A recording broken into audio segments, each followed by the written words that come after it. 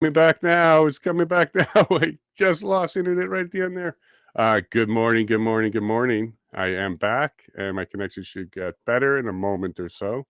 And hey, we can celebrate! Yay! It's from our hole punch. This is how we do it on the farm. This is our confetti from the hole punch. But we won the election. Right on. Good job, Danielle. Good job, Alberta. You guys definitely got it everywhere. You guys definitely kept us up until 11 o'clock last night to find out. Sure enough, she got her majority.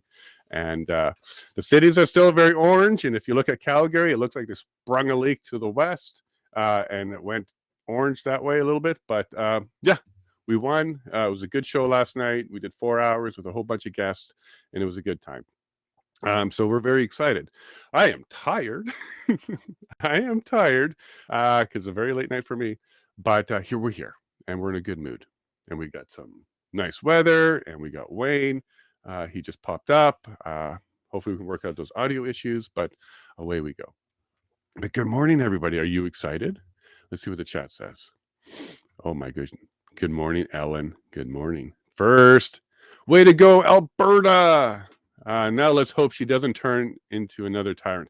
I really hope that she's tucking the shackles off now, the shackles of the upcoming election. I hope that that's gone because she definitely was a little bit restrained for those 7 months. So I'm really hoping that she was shackled only because of the potential election results. So hopefully that's done. We'll bring you on in a sec, Wayne, and we'll check that audio, buddy. We got Motown. Good morning, Motown. My pen pal, my Twitter friend. One of the reasons why I want to go to Calgary in July. I'm looking forward to meeting you there, Motown, you and the family. Good morning, Jason, Paula, and everyone. Great new song. Thank you, Zahena. Zahena. Yeah, it's lovely. It's a good way to wake up. I thought, he made the song after we were talking about some of the problems in Canada when I first started my campaign. It inspired him to go ahead and make a song about Mr. Trudeau. And there it is. And I think it's a great way to wake up, kind of reminding us coming out of our sleep. It's time to get back to work, really. So thank you, Zahena. I really, really enjoyed that. Ellen, you loving it? You loving it? Do you like the song? And then what is that? Oh, the celebration. Yay! Yeah, I feel like the Muppets or something because we just threw the confetti in the air and celebrate. But good times, good times. We're in a good mood. And good morning, True North. Thank you very much for that interview yesterday. It was wonderful. One of my favorite ones because you were right on a road and we had to deal with passing farm equipment, which of course we love. We have that all over the place here. So thank you, True. That was a wonderful interview. And let's definitely catch up about that motion in the next little bit. And we'll see what we can do to help you out on that trespass. And Padge is celebrating too. So thank you so much to Padge, who was with us for pretty much all of the coverage last night. And I missed my kids. All right. I'm used to hanging out with them now. I missed them. So when we got back into the trailer, yeah, I had to spend a little bit of time with the older one. The other younger one was sleeping, but boy, did I miss them. All right, Wayne, let's try and bring you in and see if that audio is working for you. There you are. No. Womp womp. Is there something else we can do? Do you have a headset with a microphone, or if we have to, we can do it from a phone? But we'll do whatever we can because we certainly want to hear this story. Yep, I'll give you some more time there, and just give me a thumbs up or type in a private chat when you want to try again there, Wayne. And we'll certainly come right back to you as soon as we can. And LOL, I was going to the interview at City Hall, but didn't have time. Okay, cool. But yeah, keep us up to date, True. Each time you have a new video, go ahead and let us know about it. I can throw it up in the banner or throw it in the chat. Prairie certainly can if she's around. And yeah, let's get you a little bit more exposure because you're working hard for us, and let's work hard for you too. But did any of you catch the election? It's going to be kind of late for a lot of you out in the East. But it was at 11:01, give or take, that the announcement came out. I tweeted it. We were quite pleased. And 5 minutes, 10 minutes, mainstream then made the announcement. And then another 5 or 10 minutes after that, CBC made the announcement. We all had the same data. We all knew when it was done. But those guys dragged their feet, didn't they? they didn't really want to call it a day, did they? But look, an election's election. I don't think anybody has a problem with this one yet. I can tell you though, at Buck Creek, where I voted, was very conservative. Checking the numbers, I don't think there was one NDP vote. Well, we can check again later, but very conservative. Looks like Wayne's back. What is coming out today at noon? Great. Okay, true. So we'll try and get that on the show for tomorrow. Maybe a clip of it or something. Or not. Tomorrow we have Andrew Lawton. He was doing the True North coverage last night. So we're going to pick his brain about the election, reporting, independent reporting. So it's going to be a big episode tomorrow. And I know Wayne's a fan of him. Good morning, Tammy. Hey, good morning, Azario. Very nice to see you guys. Thanks again for joining us, Azario. And was great to wake up to that for sure. Yeah, happy. I think you're talking about the confetti, Tammy, right? You saw the confetti and you're like, yeah, that was worth waking up for. But yeah, good news out of Alberta. Maybe sovereignty is a thing for Canada now. All right. So wait, I'm going to try and bring you in. It does appear that your network connection has gone a little bit low on us, but if we can hear you, that's going to be fine. Oh, I want this to work, bud. I see the lips. Do you have a cell phone you want to try from? Do you have a different browser? If you're using Chrome, try Edge. If you're using Edge, try Chrome. We'll get you in here. You're certainly not behind schedule, so we're doing great, Wayne. So go ahead and take your time. No rush. Just trying Chrome. Okay. Yeah, go ahead and do that, buddy. Yeah. Anybody else in the chat here? What did you think? Did you think that the press and the polls were right when they say it's a nail biter? It's coming down to the wire. It wasn't. It was a strong Danielle lead the entire time. Every single poll that closed, it was clear that we were about 70% hitting those numbers, 70% for UCP. And we had a great turnout, over 60%. So Joe Rampart joined our show yesterday, and he was mentioning that if we got over 60%, it would be a historic turnout, and we had 63% or so. So Alberta really sent a message. The message is loud and clear. We're sending Danielle to Ottawa, and she's got a full mandate from us. There's nothing holding her back now. She got a full term. So let's see this bulldog go take Ottawa on and try and rearrange this relationship that we have. It could be better. All right, Wayne, let's see what we got here. We'll see if there's any more chance there. It's very quiet on your end. No. Okay, we'll just leave you try it, and I'll wait for you to pop back up. Well, I can give you a bit of a story about Wayne. So we did a video with him last year. It was to talk about his injury. He's got an injury. People get injured. It happens. How he got injured? It's confirmed. His government, his doctor, everybody understands what happened to him. Are we allowed to just flat out say it? No, because of that narrative agenda, which of course has its problems with the truth. So if you contradict any of that part, you get yourself struck and your videos taken down. And silly things like not being able to make chapters in YouTube. Did you know that? I used to have chapters in my videos where you can click and then it would be on the bar. It would say, here's the next chapter and that kind of stuff. They take that ability away from you if you have a strike. Like that's junior high school level petty. Wayne, leave and come back again and allow permission. Yeah, Wayne, go ahead and give that a shot. If you pop off, you might be able to come back. That's junior high level petty to take a feature like chapters off. You can have it in your description, but they will not paint it on the bar. So Wayne, not Wayne, Ali has worked hard to put chapters in her videos, and then I spent about an hour trying to figure out why they're not working, and then I found that particular little tidbit. So hopefully this video for Wayne stays up because we do want to reach everybody. But okay, if it's down, it's down. Wayne, did you want to try again? Yeah, I can see that your network connection is really low, but your video is fine. Let's see if you had any more luck there.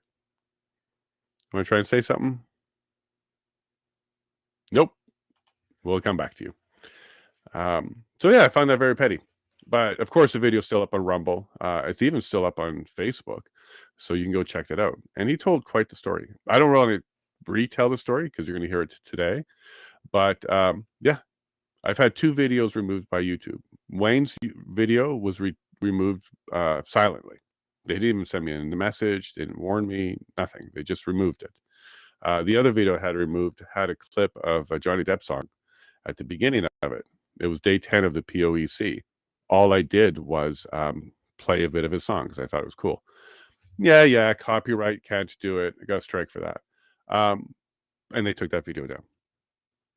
So there's different rules. They don't necessarily tell you that they're doing it. They don't necessarily give you a strike. They silently remove. So yeah, that's the status of my account. I've got a couple strikes and a couple warnings for the more recent definition of the word vaccine. All right, Wayne, I saw you pop back up, so maybe there's a reconnection going there. You want to try some audio? Hopefully this is okay. We're confetti. We got some more confetti. We got audio. Wayne. Yes, you're good, buddy. So Safari doesn't work with this for whatever reason, but Google does, Chrome does. Okay, lesson learned. So I'll let people know when I'm sending them that link to just stick to Chrome or Chromium. So that means Edge as well. Go ahead and mirror your video again because it was able to get your text proper if you want to do that. If you do that mirror option on your video. Oh, right. Yeah, because right now we see backwards. There we are. Left to right, right to left. We're good. And then Tammy was talking about my YouTube thing. The YouTube changed the rules as often as the government does. Yeah.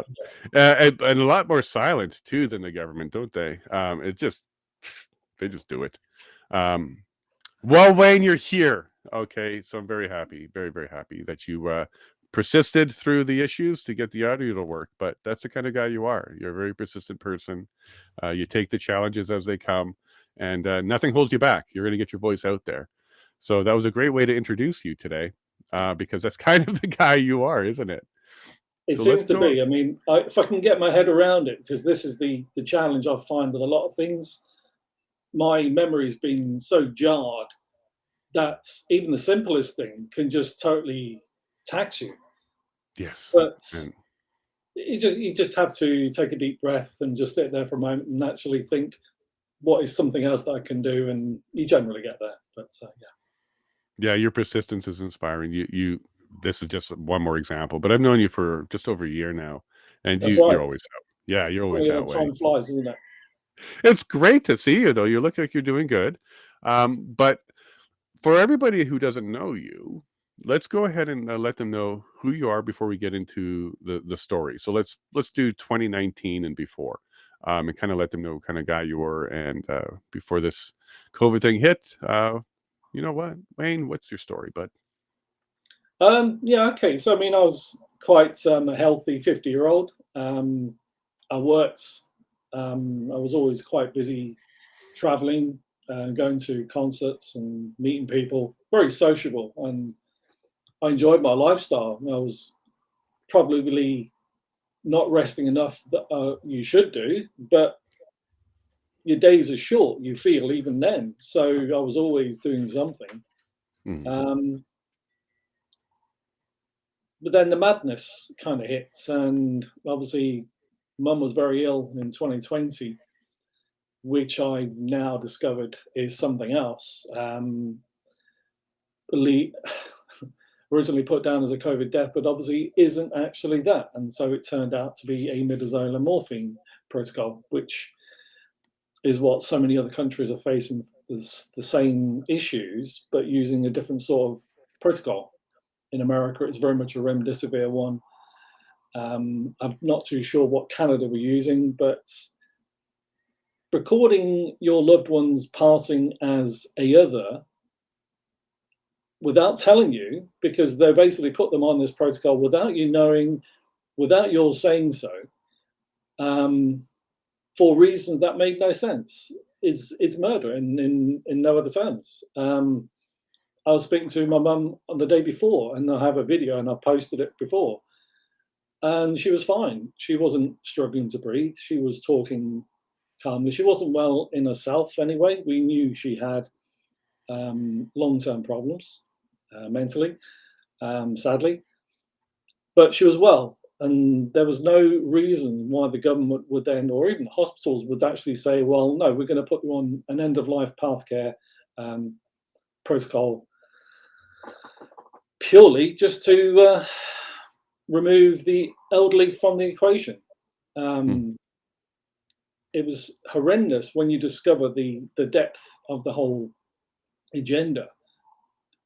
Personally, I know there's thousands of people in the UK who lost loved ones this way for no reason other than to produce these high numbers of people who died, to create that fear campaign. And that So started early in 2020? That was like in the beginning of 2020?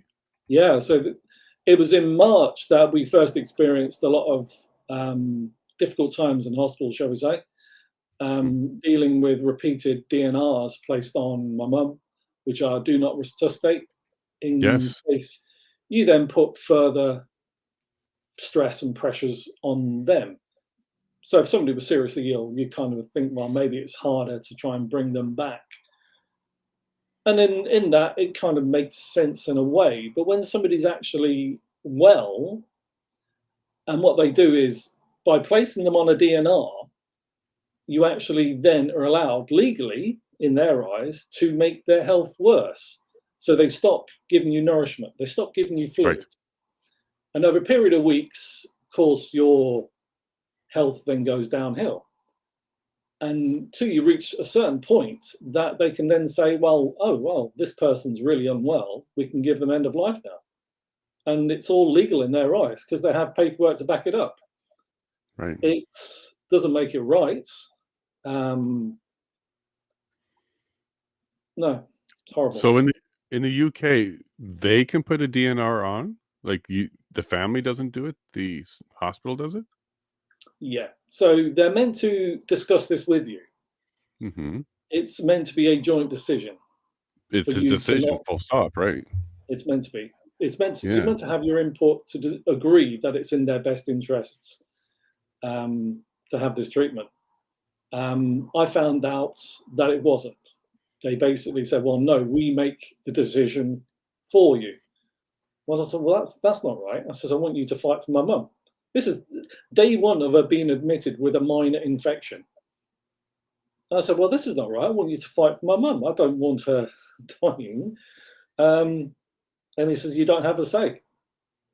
Wow. I am shocked to hear that. Wow. So I guess that's a common thing. Is that written in law? Is that somewhere? This is so much more common than you even imagine. I'm finding out. I mean, this is what's kind of leading to a discussion in Parliament next month that a number of families are invited to talk to Andrew Bridgen MP, who's been fighting for a lot of cases in government, of which Midsomer murders were one of them.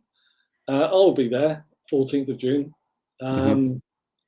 because it's taken a long while to get there, but we feel it's a way of finally addressing what's happened to our loved ones.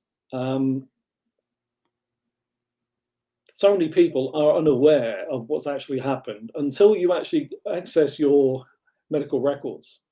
It's the depth of evil that's in them, because they tell you one thing, but it's when you actually get your records and actually read something else, that's when you realize how shocking it was.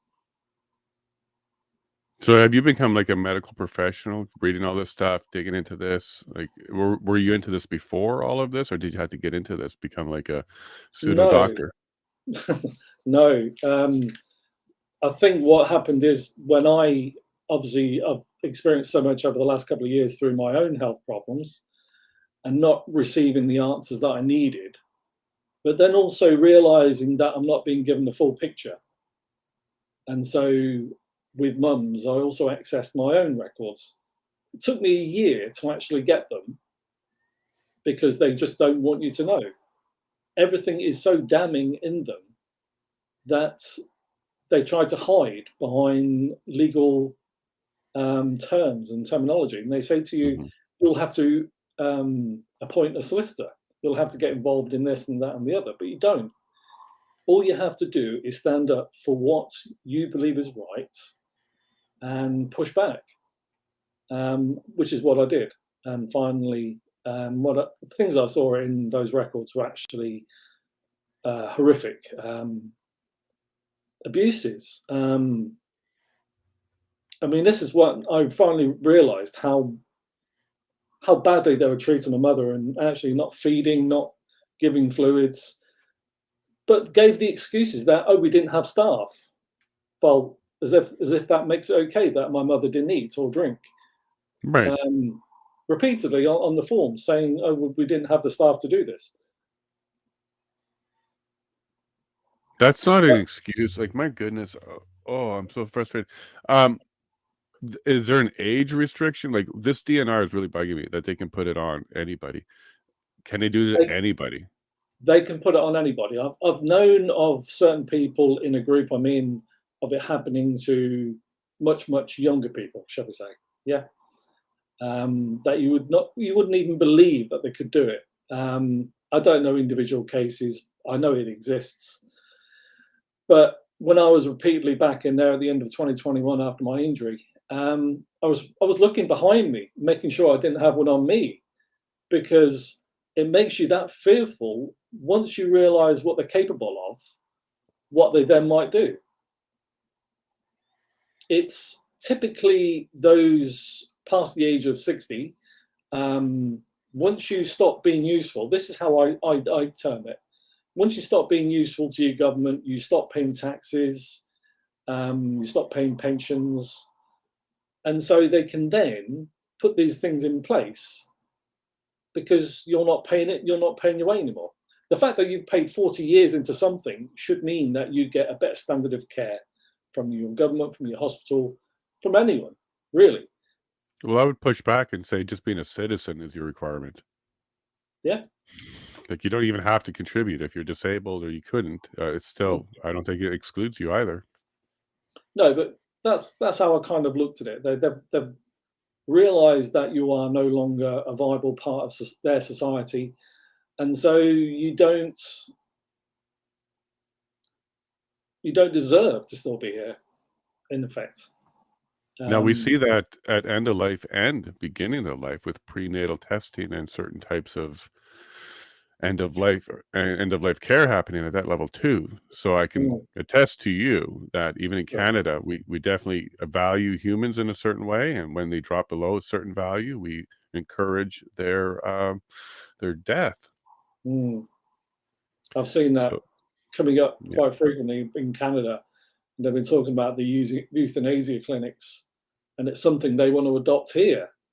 And they've put people in such a horrible position over the last few years through locking them down, restrictions, losing jobs, through their own making, the government's making.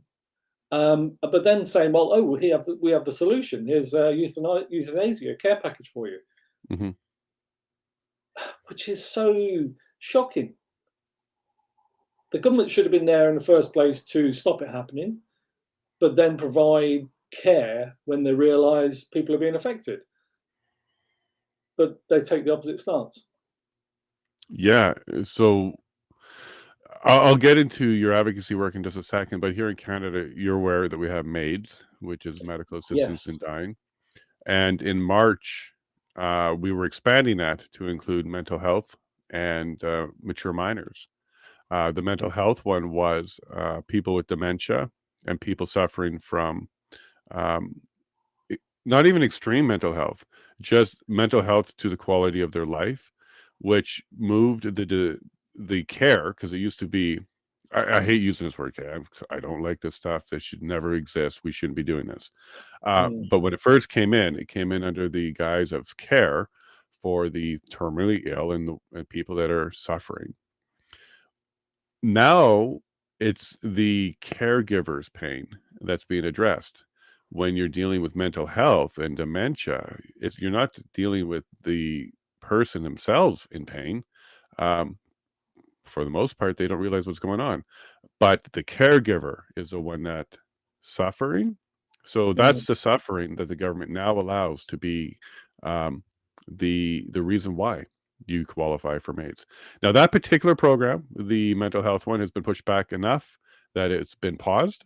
So we didn't put it into place in March like we were intending to, which is good. Bit of a mm, reprieve there. It's not definitely. off the table. It's not off the table though. Mm, The reason why it's still on the table is they want some more discussion, maybe around exactly which types of mental illnesses would qualify. So that means I don't think they're going to end this entire push. They're just refining it at this stage. However, a mature minors is still on the table. So mature minor is anybody that the state determines is mature enough to make the decision for end of life. Um, so the state gets to make that decision, and then the state gets to provide it to them. And under mature minors, parents have no say. So kind of like your mm, DNR is just put on by the state itself. Here we have MAIDs, which is being applied and provided by the state on a decision level as well. So I wouldn't be surprised if we find out that we've been doing something similar with the DNRs here. When my mother was very ill and before she passed, mm, I know that I had to make that decision. I was asked, I sat down with the staff. We had to make that decision together. I was asked about it. And of course, mom was part of that as well. mm. But I don't know. I don't know. Maybe something changed since then where maybe this COVID part, I don't know.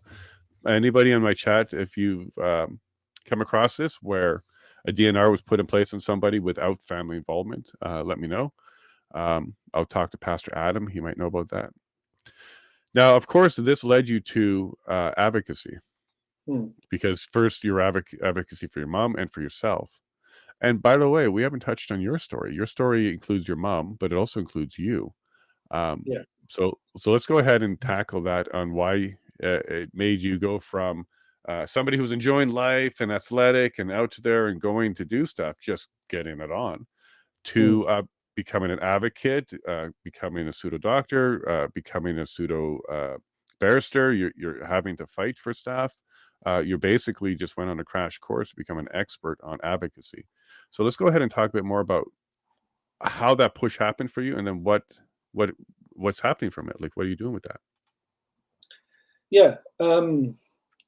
Well, because I was in such a poor frame of mind with everything that had happened to mum, and through that whole crazy time of everything shutting down, it was causing a mass hysteria for shopping. And I worked in retail, food retail, and so we were working harder, longer, and so I just didn't have the time to look at anything much. Really, I was working very long hours. I lost my focus with trying to deal with too much. And of course, when they were pushing that fear at you 24/7, Mhm. when you'd sit down with an evening meal, and of course you start to believe it because it's coming from the government, it's coming from the media, so you wouldn't doubt anything they say.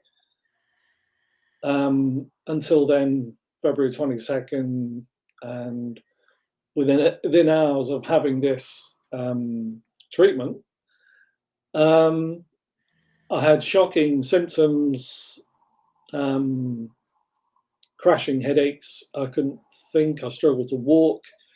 The neurological issues amplified into an area where I was quite confused mentally. Um, it ended up with me being rushed to hospital, and I was there for 11 days, um, diagnosed with brain tissue damage, which they saw quite evidently on the MRI scans, and which they linked to the treatment as well. So I had all this in place. Um, so you'd think going forward with this evidence and a prognosis of seeing MS in my future from the demyelination of the brain tissue, which is what then caused autoimmune disease, Mhm. of which MS is only one. Doesn't mean you're just going to get the one, but they're so sure that you're going to get that one at least. It seems I'm now suffering bits of arthritis and all other things, but it's just all part of that package. You can't do much about it apart from treat your symptoms, which is what I have been doing since from when I was released in March the 18th from hospital, because you suddenly realise that your doctors don't want to help you. You're an inconvenience to the narrative. You got hurt. That basically straight away tells them that, oh, well, we can't treat you anymore because they got funding from everyone that they gave to people. They got paid, in this country, it was about £30 per person. If they treated a married couple, they also got a bonus because they treated both of you. If they gave the treatment to a child, they got £45. So that's a payment to the doctor and the surgery. Yeah, and going by the numbers and maybe the motivation behind the numbers, they're definitely going after reproduction. That's right. So they needed that drive there. So all of a sudden, you're proving an inconvenience to that funding. And so they basically switch off. They don't really want to know. And I fought and fought for months to see first a neurologist who initially seemed helpful. But then the switch in narrative came in after a few months, and they basically just kind of closed it down. And so after that point, they really just they didn't want to see you, didn't want to hear you. And so you then on your own, which is kind of where the advocacy come in, because I needed to do something. And you have to remember that I was about 5 months, I wasn't going anywhere, I wasn't doing anything because I couldn't function to my normal ability. I used to be a bodybuilder, I used to be a runner. And so I was always very physical and very active. But to go from that to being nothing with a walking stick was quite a shock. But you have to remember that was your life then. Today is what you can actually achieve. So you change your focus, and that's how you carry on. Advocacy came in purely from trying to stop others being injured like you. Better informing people make better informed choices. It's quite simple to me, the way I kind of thought about it. And a few people I met early on through social media were brilliant. And they kind of convinced me that speaking, sharing my story would really help, as they had been doing.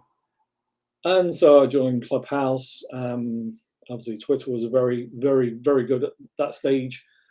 And I kind of linked to about 7,000 people following me purely just through sharing my story, which then kind of convinced me that I still needed to do more because I was starting to reach people. And then people contact me all the time about podcasts and things where I could talk to people around the world. Because I wasn't the only one.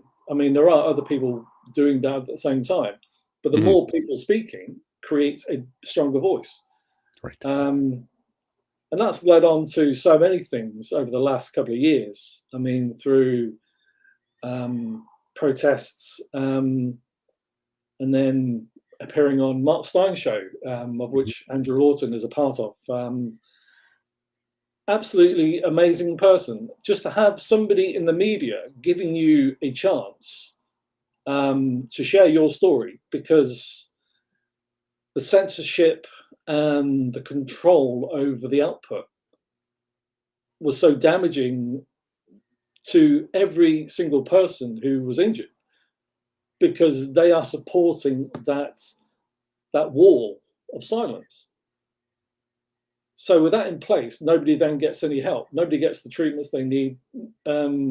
Your connection to the outside world, to others, is also clamped down on. I mean, I faced that in early 2022 because I was saying the wrong things. I was just being so outspoken with it. Like yourself, I got my first strike and I got another one, and then I was banned. Okay. I then came back, as you do. You can't stop. Then obviously I was on Mark Stein's show with a large group of other people who'd lost loved ones. And that was amazing. It really was, to feel like we're being seen, heard, and listened to. And not alone. And not alone. That's the biggest thing, because when your media repeatedly says to you that it's safe and effective, Mm-hmm. you know yourself it isn't. There's doubts. At the very minimum, there's doubts. If you at least say there's doubts, then you are at least listening to people. Sadly, with that appearance the second time, because I was in a protest in London, organised by a good friend of mine called Fiona, truth be told, and I appeared on his show again too, because basically his producer had joined me on that, in sharing that message of people's fight, because it was basically for those injured people and bereaved. And the police presence was pretty brutal. I mean, there's been much worse ones, but I saw firsthand of how evil it could be. I mean, I had some police officers stand up behind me because I was right at the back, because I couldn't keep up. I mean, I was with a stick, I was struggling, but I had to make a stand. I had to be there. And he looked at me as though to say, "What are you doing here?" And it worked, and I had to give up. But I did join it later on again. But that footage that his producer had captured appeared on a show the following week, and I was asked to appear again.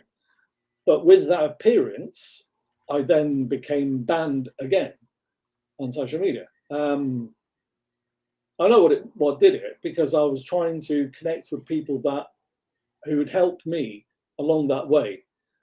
I became too known as the person that created changes or helped create changes in the previous year. And then, of course, somebody in government, somebody somewhere decided, oh, okay, he's trying to dodge this censorship. And I was gone again. That hurt. I didn't stop, but I didn't go back to Twitter, even though people like yourself tried to convince me to.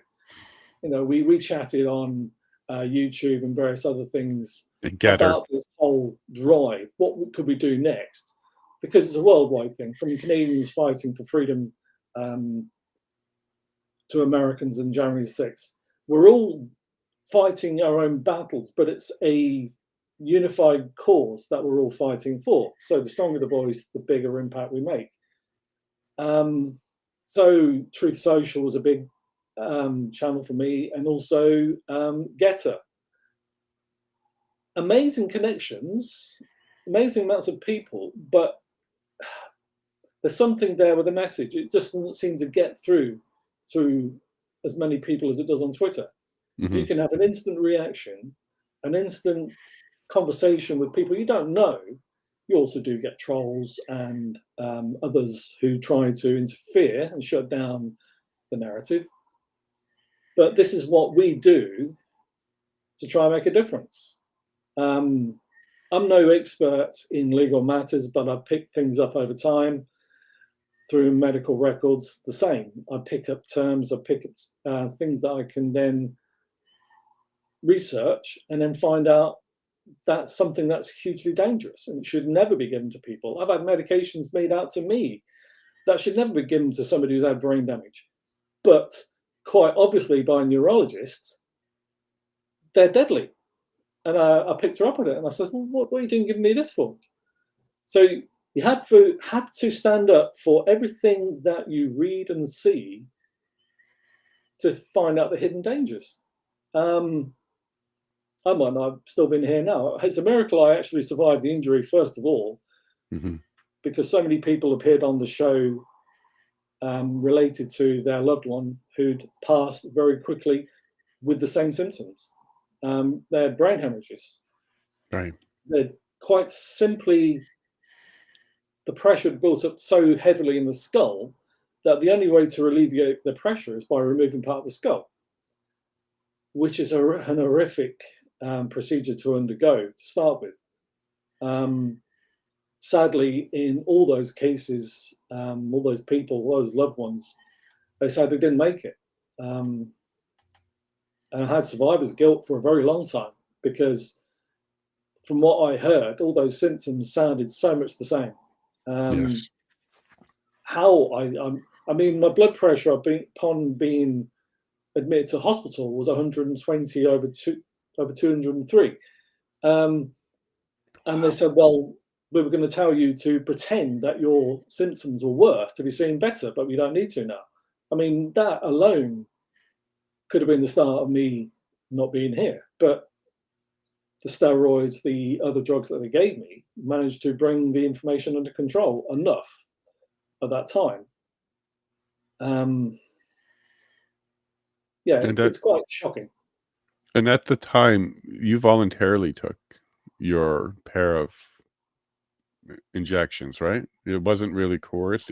Other than the media lying to you and the government lying to you, you believed in it. You trusted it.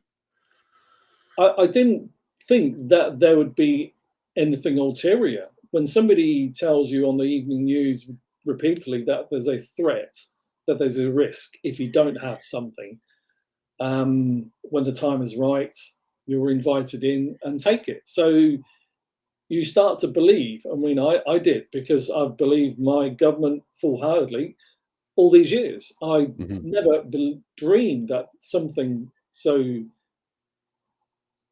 evil could be in my midst. Yeah, I did. I turned up on the day. I should have had some sort of a hint of something not being quite right when the lady walked over to me, and she was full of a cold. I mean, full of a cold, sneezing everywhere and just spraying germs everywhere, as you do. But she said, "Don't worry, you won't catch anything." And I'm thinking back, like, of what we now know about this virus, shall we say.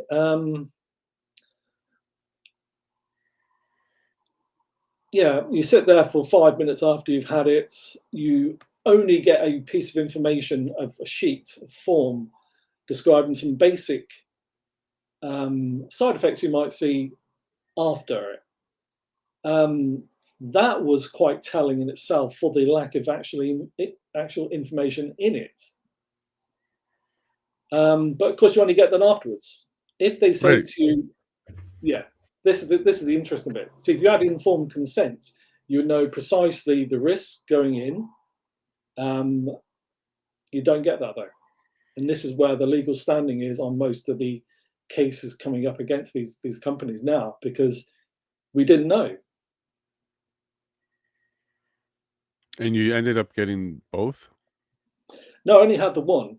Okay, so I misunderstood that part. So you got the one, and then you had a reaction. Yeah, that's right. I mean, it was so bad. They even said initially to me that my injury would be reported to the government's reporting scheme, yellow card scheme in the UK. The hospital did the same, but they also both warned me not to have any more because it could kill me through the shocking side effects I had. So that tells you straight away that there's something wrong. But when I was in hospital, I actually had that time to research then better.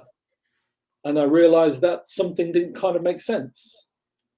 So that's when it kind of become clear to me that there was something else going on. You want to talk about this government program that the UK has for vaccine injury? It existed before COVID, so this program was in place before COVID. You want to talk a Yeah, bit that's about right. that program? Yeah, so in the UK, we have the VDPS, which is a vaccine damage payment system. That was set up many years ago for all drug treatments. That then gave side effects, as it were, symptoms, injury. But it's been in place now for 40 years and it's never been revised since. So any injury or death emanating from a treatment is purely out of date because it's not taking into account somebody's life lost. So when a breadwinner in a family has suddenly gone, what do the loved ones left behind do? Well, Right. this basically you get a payment of £120,000 for a death or a major injury, a 60% disabling injury. If you don't meet that 60% criteria as a minimum, you don't get anything.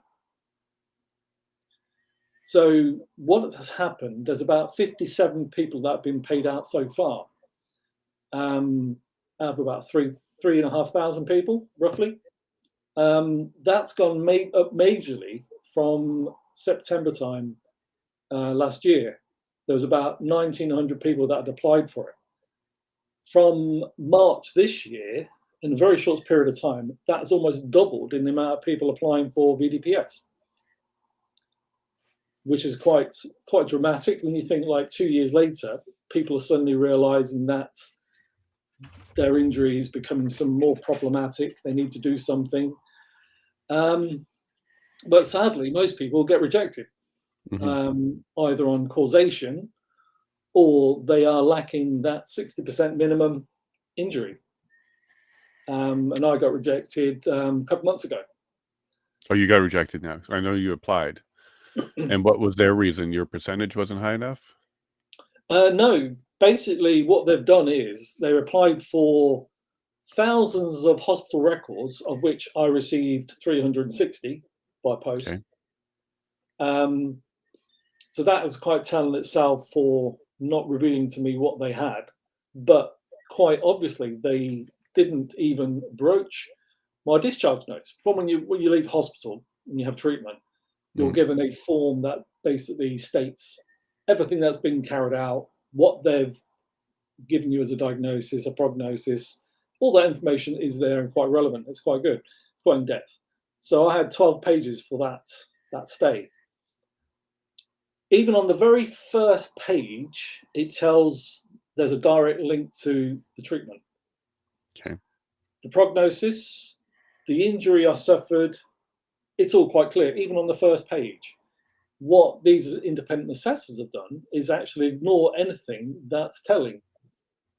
What they've then done is made their own assessments on your past history. And so I just got rejected as having no link whatsoever, although it's quite clear, it's quite obvious. Yeah, we got a comment on Twitter for you.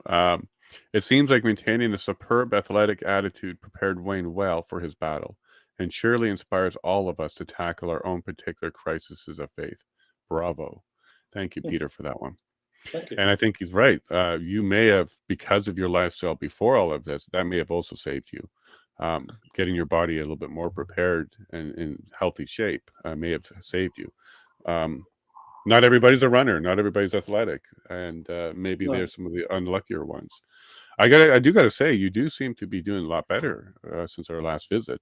Your color I've seems had good. some. Yeah, thanks. I mean, last year I was trying to do a little bit more exercise, just trying to. I can't do the cardio. I struggle with that because it's not officially a myocarditis symptom I've got, but I do have that irregular heart rate, Okay. and so I have to have various treatments for that to calm things down, which I've now on CBD, which is proving to be very beneficial for migraines as well. It just calms a lot of things down. I had to stop doing any form of exercise, even walking really distances, because it was just draining me too much. It just, because your heart rate's going so much more quicker, you get more tired. And it takes days to recover. So I went to do some more sort of a physical sort of activity. It's not really hugely draining as such. It's between 20, 30 minutes, but it's some sort of activity. It's something that you can then connect with your old life and build your strength back. Because this is one thing I've noticed over a period of time, is that I've just been getting so weak. So I've always been a very strong person, and I've always had a very big physique. And this is why I do look quite well. I spend a lot of time outside in this time of year because it's just so nice. The vitamin D is very good for you, regardless of what some of the financially funded pharma doctors will tell you. It's very good for you in those sort of doses. You just take it sensibly. But yeah, I mean, I do struggle still. I mean, the migraines, the neurological issues are a huge drain. But I've Probably after we finished with the COVID inquiry last year, I started getting into articles Hmm. um, detailing the things that the events I go to, whether it be the EPPG, which was the injured and bereaved government-led response inquiry, and then there was another one, and actually writing my thoughts, my feelings of as to how it went, and a lot of people seem to like that, but it's more about trying to help my recovery by forcing the neural pathways around the injury.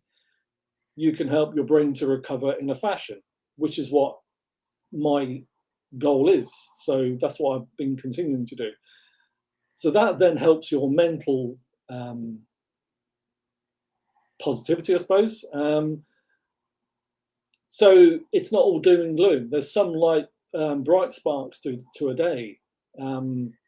It's like composing music as well. It's a benefit, it's a bonus. You can't do it all the time because it's a drain on your body, but at least there's some sort of light there at the end of the tunnel, and it then does have a knock-on effect to everything else that you do. So yeah, I think it's definitely a plus.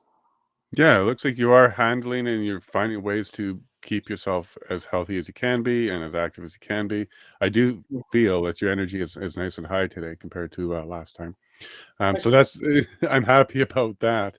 But what has your prognosis been for the last year? Has the things deteriorated? Has it stopped?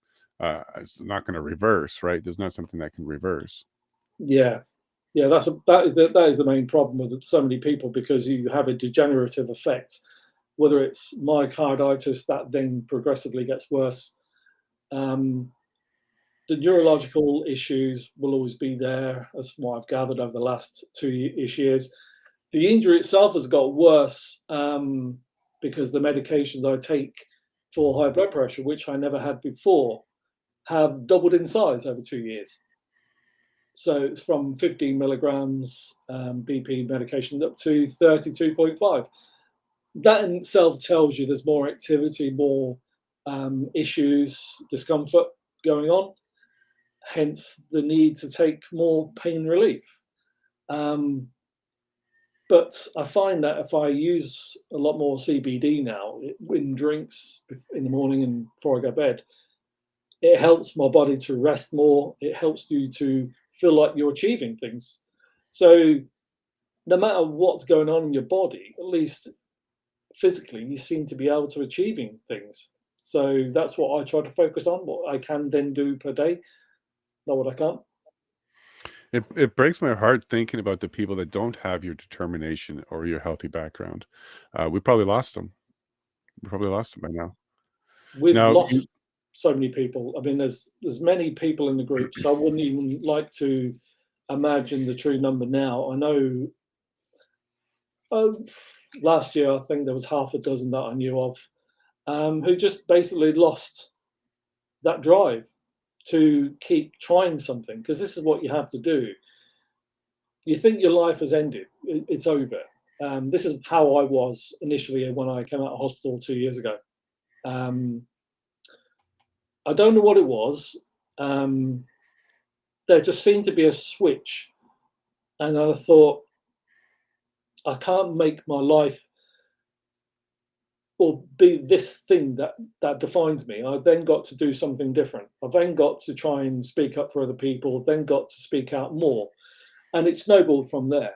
Um, I won't deny it's not been easy. I still got my hard moments. It's You get reminders constantly of the things you used to do. There's people that I see who have it far worse than me. I mean, people have lost limbs, people have gone blind, and I've battled with a lot of these people. We've supported each other over the last couple of years. We are our own support group in a way, over thousands of people over different groups. Just making that connection to people, it can make such a huge difference, not to you, but to them. mhm. And obviously, you've known people who didn't make it since you met them. I'm sure you met a lot of people through this. You want to touch on a couple of those stories of people you met through this journey who's no longer with us? Well, there have been one or two that haven't made it that I didn't know that well. I wouldn't like to say it wasn't because I wasn't part of their group, but I'd like to think that all the ones that we closely chat with now are in that slightly better frame of mind. Because this is what it is. You have to refocus your life now to what you can do. What you can't do doesn't matter, because to keep going, you need to focus on the future. So many people, there are still one or two people who do have these very, and I don't blame them, very dark, very depressive sort of outlooks. And it's a hard thing to face. You've lost your job, you've lost the people that are close to you, because the real cost to all this is actually losing friendships, because your friends no longer believe you. That's right. You've become an inconvenience to their narrative as well, because they had something they say was perfectly fine for them. My own thoughts on that is because there was a huge number of saline doses in the control groups, because it is still actually running in trial now. So many people never saw any negative reactions until the second, third, fourth doses. I think this is why, because then so many people didn't get injured at the same time. It then kind of makes sense in a way. Well, I'm not saying it makes sense, doesn't make it agreeable, but it just kind of, you can understand it better. You then have to start again. Those people don't help your strength of day-to-day existence. So you need to just cut them out of your life, switch them off, because they want to make you feel guilty for so many things, and that's so hard. I mean, I've met up with a few people over the last couple of years, some amazing people, inspiration how they keep going. I mean, they've lost their partners after 20, 30 years together. How they keep going, I do not know, because you're living with somebody for so long. You've had kids with them, you've had families with them, and you're reminded of that constantly. I mean, quite amazingly, they keep going. I mean, I've been at several protests with many of these people, and their strength of spirit is commendable. It really is, because you know their story. And when you hear it, no matter how many times, whenever you hear them talking, it hurts, because you know exactly what they've been through. And when I spoke out about 3 weeks ago in London, Trafalgar Square, and there's thousands of people standing in front of you, and that's quite an amazing experience. Sharing a platform with these other people who have lost their partners, their husbands, their sons, the fathers of their children. If they can do it, then you can as well. Yes. Yeah, okay, my mum, my lovely mum, was murdered by this other protocol a few years before. But the fact that this platform let us share those stories together was quite an amazing experience. The people were with us. I mean, the video clips are quite striking. Even watching back, I cry again, because it's so powerful. But we led a protest to Parliament. I don't know if you've seen the images of the confetti cannons and the red roses that were basically distributed to not only Parliament, but when we've done the protest to BBC studios. They all just resemble, they all stand for a life lost. the human Wow. cost. So when you see thousands of these confetti and roses, it drives it home to you. And that's what so many people don't realize, because when the media stops you from telling another side of the narrative, and the government stops you, nobody really knows unless it's a friend of yours or it's somebody connected to the wider circle. So all we can hope for is to drive that change. That's amazing. It reminds me a little bit of when 9/11, when the numbers of deaths were starting to come. It really hit when you saw the walls of the missing photos of the people that are being searched for. And it really hit at that point when you saw walls and miles of these people that are missing. So I can just Mm, imagine what thousands of roses look like. And because the meaning behind every single one of them is a loss.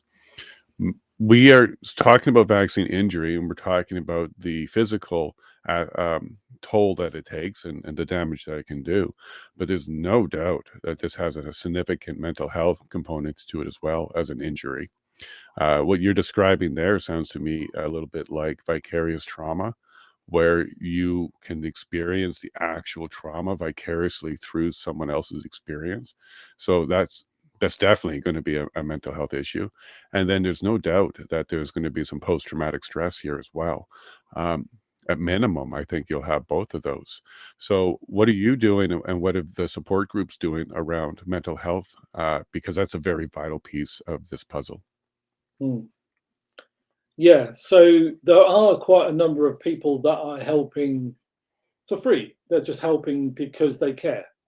There's an amazing guy called Dr. Christian Buckland, who I've met a few times now, purely by chance of the protest, but also he was deeply involved with one of the independent media shows that I was on, UK Column, which are very good worldwide, really, because they have a very balanced view on things that aren't covered by the main the narrative media. And they use Christian quite often to basically help people, good friends of one of their presenters, Debbie. But he also gives his time to a injured and bereaved group called UKCB Family. And it's purely out of the thought that he has for these people because he really cares. So many people say they care, and obviously it's quite evident that they're only in to further their own interest, which is what so many people have seen in the last couple of years. Mhm. They will not speak out probably once over 2 years, but then all of a sudden they see the media shift, and they do suddenly think, oh, okay, maybe I can get into this. And we've seen it quite often. And they earn fantastic sums of money to speaking at various events worldwide. But they won't offer up any of their own time for free to make a difference. You know, it's just that conversation with a friend, with it showing it an ear, for one. Those sorts of one-on-one with a doctor when you get a diagnosis or some sort of investigation, because this is what most of us want.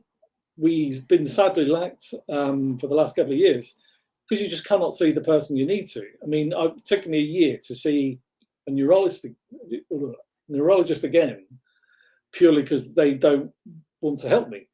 So I had to engage with a health ombudsman, who then facilitated an appointment with a neurologist again.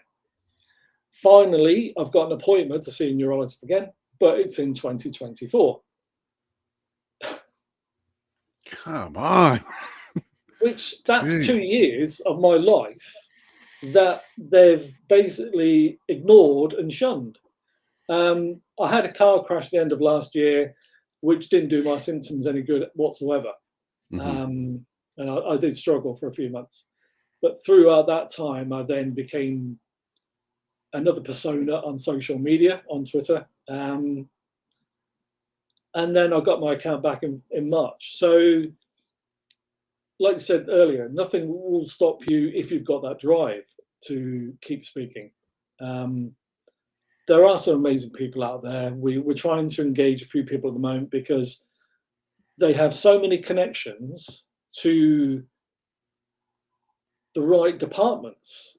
And quite simply, they can just say, well, look, let's organize something, let's arrange something, let's get a few of you in to talk about something, and let's get some sort of a basic treatment, because there are clinics here for those who suffer, say, for example, long COVID.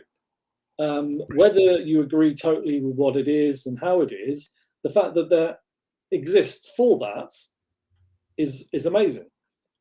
But to have a similar one for those who have been injured, it's impossible. Even 2 years later, they still won't even consider it. Whereas the MHRA in this country, who are the UK regulator, they were warned before the jab rollout. They were warned that there would be deaths and injuries, and to have some sort of procedure in place to deal with it. But they didn't. That's kind of funny you mentioned that, because here in Canada, the vaccine injury program, so the vaccines were started administered in Canada December 14th, I want to say 2000. The website to support the vaccine injury program in Canada was registered within 4 months of that date, and it was online within 5 months of that date. So Canada within, and now I'm not sure if you're involved in any governments, anything, they certainly don't move quickly. And that includes awarding contracts, and that includes asking for bids. So within 4 months, the contractor that ended up getting that contract to build that website registered the domain name within 4 months, and the website was up in 5 months. So I got to tell you, they had an idea that they would be needing this website. They went ahead and got it prepared, maybe mimicking the UK program a bit for vaccine injury. But in Canada, yeah, we didn't have that program, and they spun that up incredibly quick. For the federal government, there should have been some sort of applause for how quickly they did that. That to me was an indicator they knew. They knew at least there would be some injury. They knew that their safe and effective was safe and effective for many, not all. They were leaving off that last little bit. Yeah, and I'm sure over time we're going to find out that the people who are not suffering today have a long-term effect. Like we hear about long COVID, but there's also going to be long injury. And some people may become injured and they don't even know it. So they can't have children anymore. They're sterile. They keep trying, but it just doesn't succeed. They don't put 2 and 2 together. People with vaccine trying to get together, maybe both of them, there's something going on. They can't bear children no more. There's going to be a whole whack of injuries that are unreported for sure. So I think over time, even some of your friends who have the attitude that, hey, nothing happened to me, might be turning around when, you know, some limbs and toes start to go numb, or things start to get confusing, or other things that you're seeing, like particularly in the media, young actors, young athletes, young everybody, going away. They're just going away. They're Now, normalizing it, aren't they? yeah, and in Canada, I'm so sad because our media is not covering it. They're not going even as far as saying it's a conspiracy theory. They're just completely ignoring the entire thing. So yeah, even though we have a vaccine program, they're not hitting the airwaves saying, hey, if you believe you're injured, go and, you know, report it at this place, and if there's a problem, you'll be dealt with. They're not even dealing with it as if it's something that we need to address. Now, I can imagine the media in the UK, the coverage for vaccine injury media in the UK, it's going to be very similar, I would think, because it wasn't long after COVID started that the BBC and a whole bunch of other news organizations got together to work on the narrative and the agenda to coordinate basically the script amongst all media. So I can imagine that in the UK, they're not covering this. What is your observation there about the media in the UK and this particular issue? Yeah, so they have various things in place. I mean, Trusted News Initiative was one. I think they linked up with Canada on that, and purely to shut down anything that would then facilitate vaccine take-up. They're not And you quite understand happy. why? And you understand why they did that? It'd be very difficult for one country to say something and another one contradict it. So they had to get on the same page. Well, they're all trying to work in lockstep with each other anyway. And so they're finding so many pushbacks happening around worldwide. So, yeah, they did work exceedingly well in that. But what they've done is they've launched a new one called Verify, just very recently in the BBC. And what Verify. this Okay. then does, so what this then does, it can then class anything it sees as misinformation Right.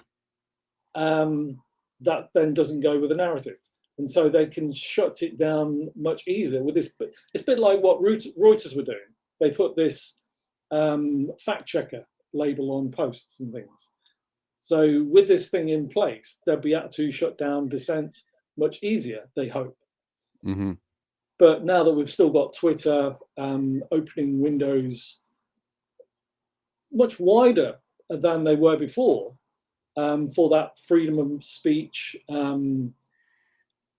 just to see that whole other view, it's definitely a good thing, because the way things are going at the moment, we've got one of the bills that went through government recently, online harms bill.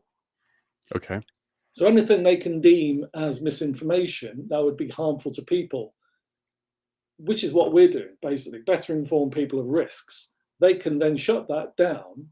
Oh, great. So they're shutting down their websites and they're shutting down their information? They could shut down everything if this No, gets but voted theirs, through.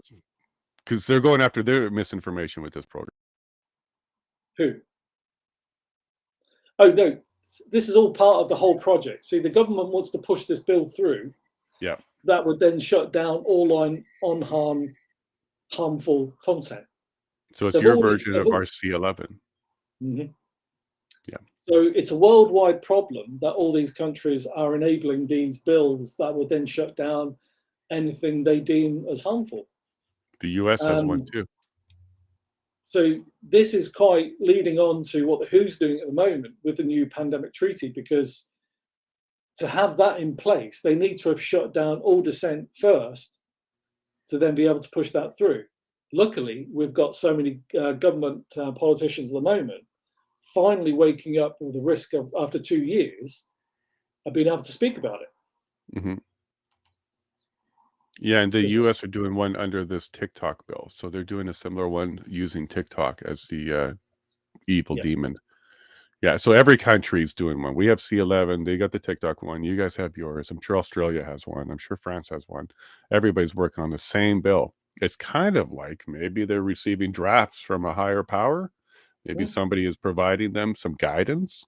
Is there any world, I don't know, economically inclined forums out there that might be providing some of this information? I'm not sure. The answer was there purely in your statement, wasn't it? The World Economic Forum. They've said that they were guiding it all along. They said they've got thousands of people in social media, out in the public, basically to control what they want to be said. If anything proves hugely damaging, then they come down hard, which is why you had so many more trolls, much more control, even just a year ago on, say, Twitter, because it was all paid for government interruption. Incredible. I mean, we had a bill launched 3 days before the coronation here. Prince Charles signed it. Basically, it stopped the right to protest. So our protest that then went ahead in London was in effect illegal. We could have been arrested. We can have a slow-moving one. We can have a march, because that's not holding up traffic. That's not causing a nuisance to financial services. This is way that Canada has fought certain things before, because if it, like with the freedom protest, if you're causing a nuisance to businesses that they can't then trade, this is their viewpoint, they 100%. Can then bring in the police and then shut down dissent. So they tried the same thing here. They haven't actually enacted it fully yet. We're waiting to see what that's going to look like, because it wouldn't mean that anybody protesting about anything, whether it be pensions, jobs, and actually anything if they wanted to. So it's clear that you guys are headed in a direction. We're headed in that direction. Are they going to succeed, or are we going to just sit back and let this happen? What do you think the next, let's say, 5 years, as we're ramping up to this 2030 agenda due date thing, are we going to continue to wake up? Because I do feel like there's some, but are we going to get enough of this trend going? Are we going to get enough people pushing hard like you that even King Charles has to revisit whether or not the people are happy and the people accept his leadership when it comes to things like cracking down on protests? You don't get to vote him out, so you are stuck with him until God takes him, and then you got his son next. Here in Canada, we're looking at potentially election in 2025 because we can replace our current leader. Do you think we're on a path for change, or do you think they're winning? I know it's a loaded question, but No, you've been looking at the inquiries, you've been seeing the results of the inquiries, you've been seeing how the Mm, media is shutting things down. yeah, Are we making some headway here? I think we are. I mean, there's been huge changes over the last year. I mean, the amount of people speaking out for one thing is major. I don't agree with some of the media types changing the way that they all of a sudden they were pushing heavier lockdowns, vaccines, promotion, coercion, bullying people. They're now all of a sudden saying, well, they've changed their minds. Well, that doesn't take away from the fact that you're kind of responsible for the harms that were done. They need to be judged on that in time. If some of those people who are now making waves bring about change, then that's great. That's brilliant. We Mm, are seeing with an MP called Andrew Bridgen, who's been making some amazing gains, speaking to a half-empty Parliament building, because any other MP is basically ushered out by one of the chief speakers there. I saw it clearly on one of our film footage a few months ago, and it was actually basically walking around the chamber to say to people, "I think you should go," mm, which is pure intimidation when you are speaking about the evils going on in this country, whether it be the Hughes Treaty, Midazolam, quite openly. Penny Mordaunt, she's now the there's a Privy Council. She's now the Lord of it. Was recently Jacob Rees-Mogg. She featured quite heavily in the coronation, carrying the sword for Prince Charles, or King Charles now, rather. She's quite high up in government. She gets to speak on behalf of the government when Rishi is obviously doing his social media, his personal touch with the public. And she belittles Andrew Bridgen at every turn, calling the quite insulting, stupid little comments. I mean, you'd think somebody in that position of parliamentarian would treat each other with respect, but I think because he is making waves, he's making that difference. That this is why they're coming heavy on that attack. You'll notice so many divisions at the moment in the world, whether it be whatever gender you want to look at, whether it be the climate, whether it be trans, whether you want to look at the ULE cameras that control the 15-minute cities. All these divisions are being pushed on us at once because I think we're making waves, we're making gains, and they can't see that. They can't see us breaking that past that point. If we're divided, we're easy to conquer. If we all stand together, we push back together, then we're stronger together. And this is what they hate. So I think we are. We've got a number of people speaking out loudly on the WHO's pandemic treaty at the moment, and the last few days even, and that's brilliant. We've got the COVID inquiry that's happening still in this country. There's a revelation just been released today that Boris Johnson is refusing to participate in handing over notebooks, WhatsApp messages, all that sort of thing that over the last few years. He's been told by Baroness Hallett, who's leading the inquiry, that he has to hand it over by tomorrow at 4 o'clock. If he doesn't, legal proceedings will then ensue. And that's quite a pronounced change, because you can ask politely as many times as you want, but once you flat out refuse because you're trying to protect yourself, because there's so many damaging things hidden within that, they're shoddy, they're chaotic reactions. It's like freedom in Canada. You didn't need your emergency act inquiry, your emergency act in place, but they still did it to control the people more. And so this would then highlight all those damaging points, which it's understandable why they want to hide it. We are starting to get the hint in the media around here where they're putting the idea, or they're seeding the idea, that we should give them amnesty. We should forgive them, that there was a bunch of misunderstandings and they moved quickly and they did what they thought was right. So we should be talking about amnesty for that group. Look, I'm a forgiving person, and I do believe that if you seek forgiveness, you should receive it. I do believe all that. But I'm not really interested in just giving a get out of jail free card to everybody. So how would you, because we certainly can't allow the next division being them versus us on, well, you got it, therefore you should be over there. And then you got it and you were injured, you should be over there. And you didn't get it, you should be over there. Like, we'd have a lot more division. So what should we start considering when it comes to, bringing some unity together when they start coming around and understanding they made some mistakes? Because with CBC, our state-run media, fully financed by the government, when they start bringing articles out to saying, hey, should we consider amnesty for the actions that we took? I think that's a bit of an indicator that maybe they are planting that seed, that it needs to maybe happen in their mind. Are you seeing that kind of stuff happen? And do you see that as a good indicator that maybe even they are starting to give up on that narrative?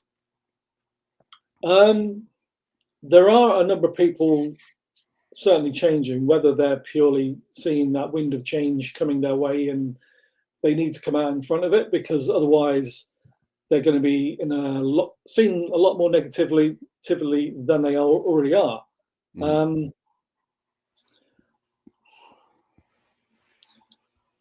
Because I have a concern economically. Like, if 80% of our population is injured and depressed, that's going to be an economic destroyer. I'm concerned about that. Well, there's millions here that can't work purely because they're injured. All those other effects that have been affected by the whole policy of the last couple of years, but there's no help for that. If so many of these people who are responsible for these actions, if the first thing they did was apologize, then that's actually accepting some sort of blame. But you're not seeing that so much. It's basically, there's one high-profile people who speaks out on Talk TV quite frequently and is known for being very outspoken in his interviews. I won't say who he is, but he basically said, oh, well, I changed my mind, knowing full well that they drove such coercion and bullying of people who didn't get this vaccine. For example, calling you're guilty of people dying, it puts such a pressure on people that there's a huge amount of guilt there.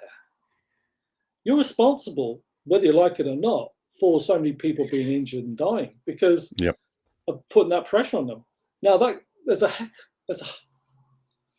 it's very hard to actually redeem yourself. How do you do that?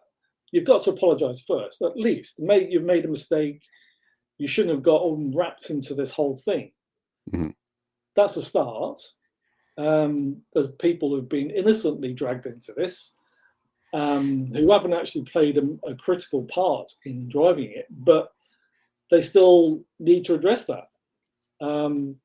I've seen one or two people, and it's quite interesting seeing that narrative changing, which is why I think we are getting more pushbacks in government and the media. But because the government is still funding the media to push out its narrative, and again with the BBC doing their Verify program, it's just making it so much harder than it needs to be. They're desperate. They're really desperate to protect themselves. Especially on the family level, there's so many families that towards family members, it started off with a fear of them, and then it got to an anger, and then it got to a hate. Like at first it was, hey, I'm worried that you'll get me sick, and then it was, hey, there's a way to get yourself so that I don't get scared from you anymore. And then there's, hey, you're not doing what's going to protect me. That's evil, and you want me dead. Like that was a progression even within families, within relationships.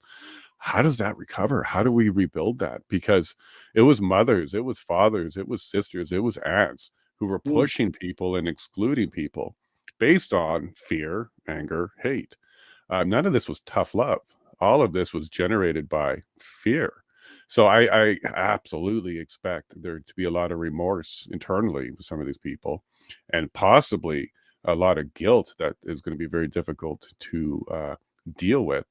And it might actually get all the way to like a mental illness for them. It might become depression. It might actually put them over the edge.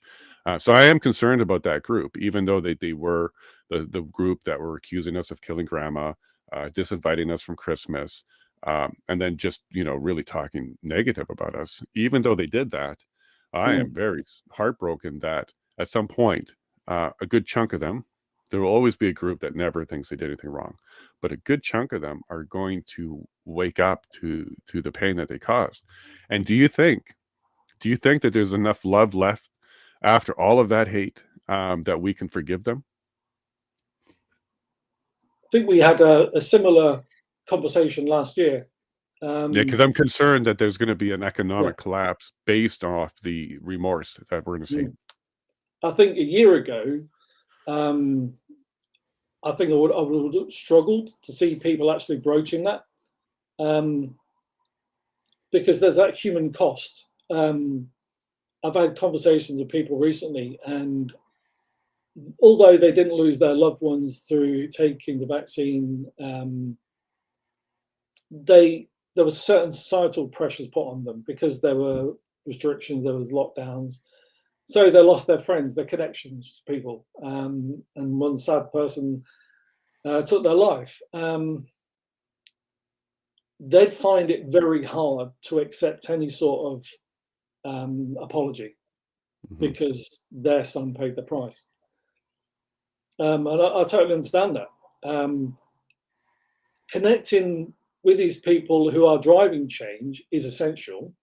We need that because we can't get anywhere better without that. And how do we move things forward? So we need to, I think, rebuild trust with government, with our healthcare system, and then certainly with media. Like right Mm, now, all three of those are completely distrusted. yeah, 3 years ago, if we saw an article about a soccer player passing out and passing away, we'd be, oh my gosh, that's a tragedy. yeah, Today, basically any article where somebody under the age of 60 passed away, the first question you're searching for was, well, did they get it? Is that mm, why? that's And it. if you read the article and they don't talk about suicide, they don't talk about anything. They're just like, it's sad, it was sudden. Yeah, The first thing we all think about now was, well, is that cause that's and it. effect? Um, so yeah, we don't even believe what's being told to us anymore. When it used to be a tragedy, now Mm. it's conspiracy almost. It's an So how, acceptable, it's an mm, acceptable part of society that they're normalizing deaths every day. yeah, yeah, yeah, and We they're all, yeah, go on. um, So how do we try and rebuild that trust? Because at some point, after we go through this phase of recognition of what's going on, we got to rebuild this trust. Because we're not going to have a parallel economy, are we? Are we going to have like two worlds where there's a group that kind of checks out of the old system, and then there's a group that's stuck in the old system? Or are we going to repair it and unify again? And to do that, well, we need trust. yeah, I mean, this is the thing about rebuilding that trust. You have to then, it's like what they planned originally, build back better. Well, we need to do the same with government. Here, we have the elections next year.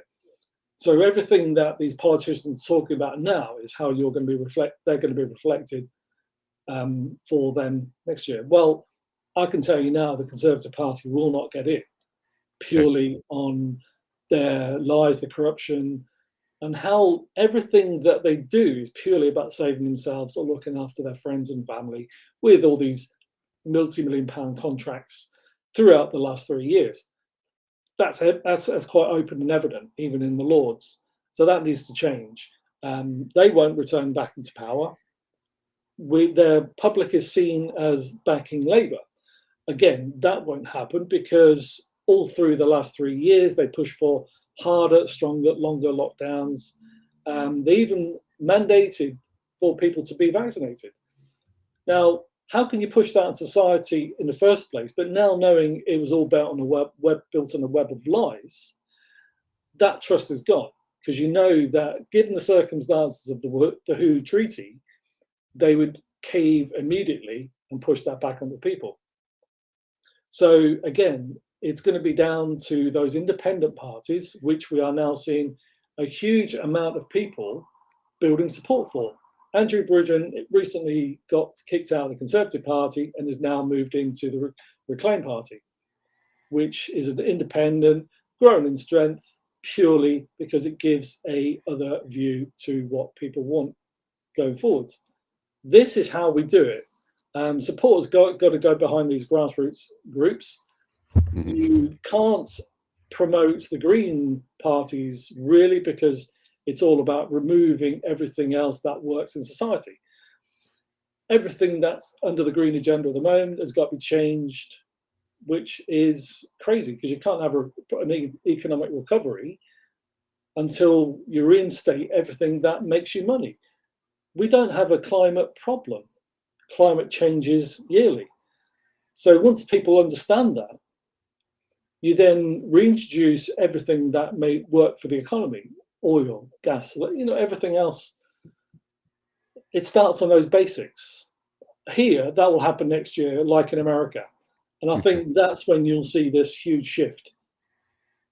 I think they see it coming already, which is why it's all starting to gear up here. Yeah, and here in Canada, we're doing a bit of a push, because I think the way to rebuild this trust in government, the medical system or healthcare, and media is we need to remove, replace, and repair the people that were in charge. Now, I'm not saying we got to throw them into the jail, but certainly we should be reviewing everything that they did. And if there are criminal activity, we certainly should be fulfilling the requirement to prosecute that. So there's a push here. So I agree with your grassroots effort. Independence for sure. We have a party here called the PPC, which is gaining a lot of steam. That really helped the PPC get attention over the last few years, because it was our two major parties that let us down. One major party brought it in. The other major opposition party didn't do anything about it. So we're definitely looking for other options here in Canada, especially in the West. And with this election that we just had and Danielle Smith winning, I think that's a bit of a referendum from the West to Ottawa saying, look, she's not perfect. And even the United Conservative Party wasn't perfect. They brought in some things. But what we did here in Alberta is we replaced the leader of the United Conservative Party, and then we gave the new leader another four years. So here in Alberta, we're at least replacing. It'd be nice to know if there's going to be a repair happening. So we'll be keeping an eye on that.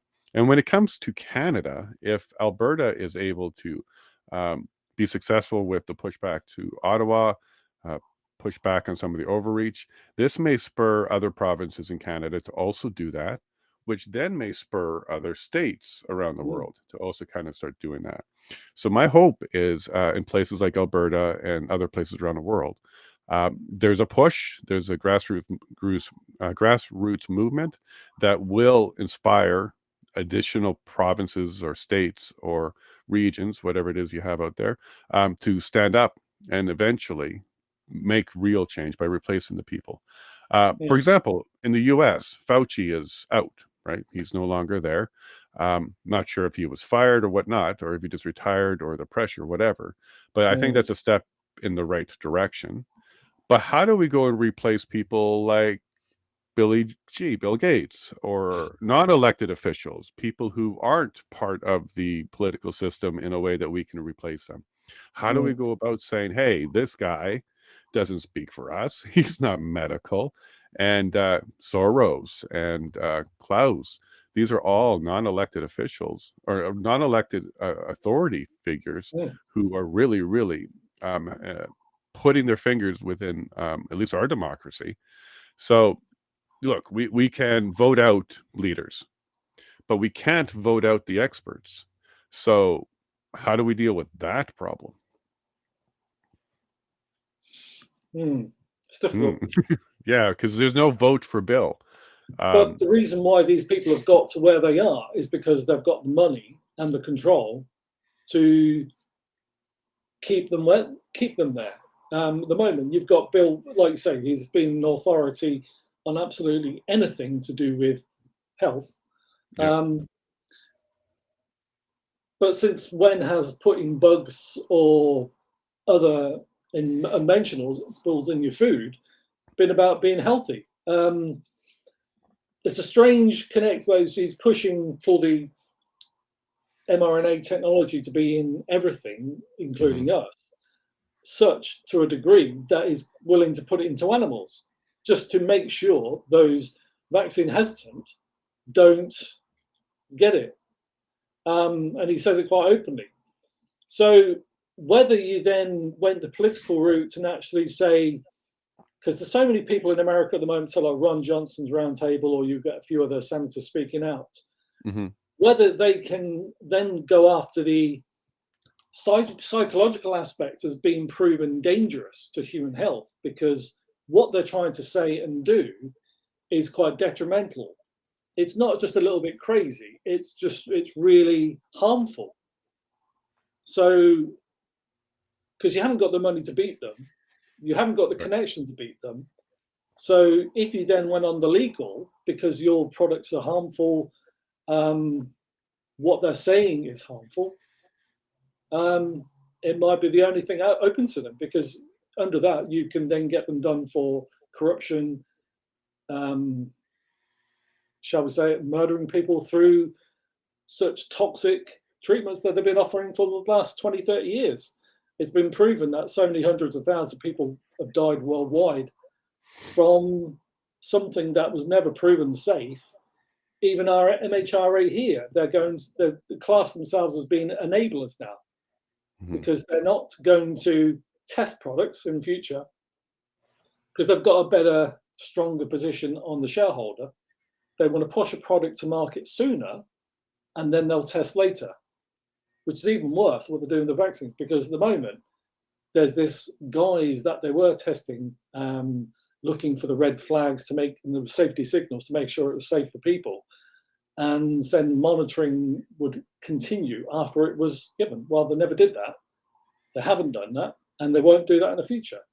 So with this new realization there that they are proven to be hazardous to health, then surely that's a means for them to be removed also. I think it's got to be the legal corruption, hazard or harmful to people's health. That is the way that they've got to be removed, because they're too well protected otherwise, aren't they? Absolutely. And what you were saying there about Bill specifically, or the billionaires, they got a bunch of money and power.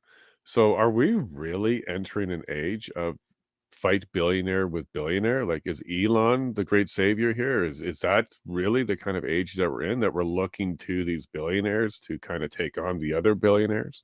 Because quite frankly, how else do we battle that? And that, like, it's not like we can stop buying Microsoft Windows. That's not going to do a thing to Bill Gates. He's already got his fortune. That's right. So yeah, so what do the people do? Yeah, there's criminal. Like, if he's caught doing something criminal, we have that ability, put him in jail. But good luck on this one, because it's on information, and we don't really have laws yet that put you into jail for mis or disinformation, because we'll need a mechanism to determine what it is and whether or not this disinformation caused harm, and would it even be equally applied, like if we did have this. The United States started to tinker with, and they even started to create a Department of Truth. It got disbanded pretty quickly when that news got out there. But that was one step towards, I think, the criminalization of information. Canada is well on that path with C11. to criminalize information. And I assure you that we are not going to be using that for everybody equally. So you're not going to see CBC commentators who did do disinformation. You're not going to see government officials. It's going to be us. It's going to be us, people like us, doing podcasts, having these conversations. That's who these laws will be for.